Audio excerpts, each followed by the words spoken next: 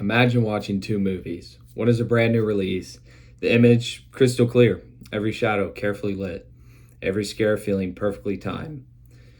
The other one was made sometime in the 1970s. The picture is grainy, the colors are faded, the camera shakes, the actors don't always look like actors.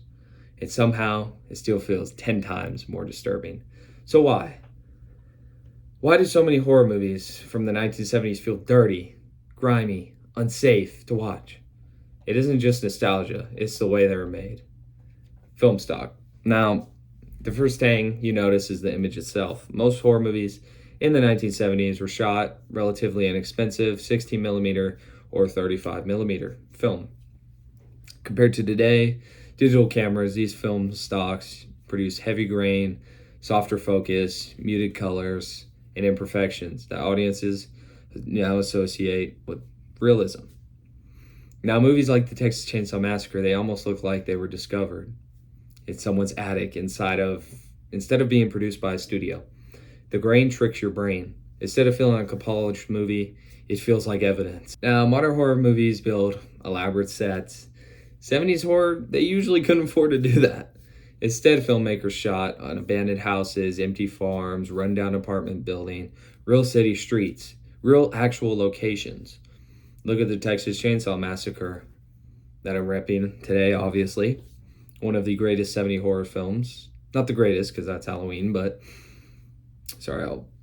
almost everything you're seeing is an actual location. The heat was real, the dirt was real, the decaying furniture was real. Nothing feels staged because it mostly wasn't. It was all real. Now, ironically, many of the greatest horror films ever made were made incredibly cheap. Without money for expensive lighting, camera equipment, filmmakers embrace natural light, handheld cameras, rough editing. Those limitations accidentally made everything feel believable, real, grounded. The camera isn't perfect. The audio isn't even perfect. The performances were not always polished or not even by professional actors. But it's exactly why they work. Real life is not polished either. Watch a modern horror movie. Most of the casts, they look like professionals. They look like models. Now, compared to Black Christmas 74 or Halloween 1978, the greatest film ever made, by the way, the characters feel like actual college kids, neighbors, friends, people you could pass in a grocery store.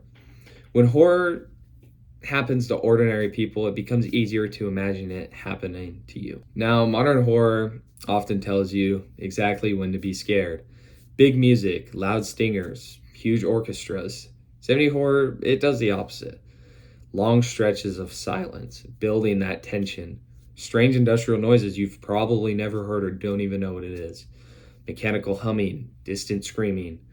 Now listen to the Texas Chainsaw Massacre, and you'll hear metallic scraping, generators, unsettling ambient sounds, replacing traditional music.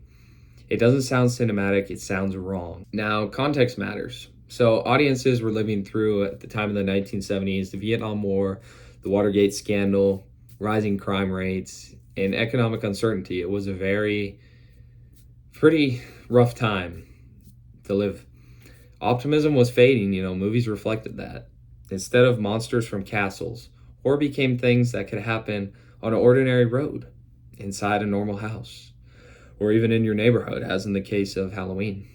The shift made horror feel frighteningly close to reality. Now, modern horror often answers every single question you could ask. Who is the killer? They usually answer that. Where did the demon come from? How do you stop it? The 70s horror often refuses that. Who is Leatherface really? I mean, no one knows. Who is Colin in Black Christmas? You never get the answer. What exactly happened in the end? You're left just ambiguous. You don't know. Unless you're told, your imagination fills and it connects these dots, and it's just way scarier. And imagination is usually worse than anything a filmmaker could show you as an answer. Now, maybe the 1970s horror isn't actually dirtier than modern horror. Maybe it just feels more real. Its imperfections are its greatest strength, in my opinion. The grain, the silence, the real locations, the unknown, everything just combines into something modern horror just rarely captures, and I don't think will ever capture. Not just fear, but the feeling that you're watching something that you weren't supposed to see, something that's real.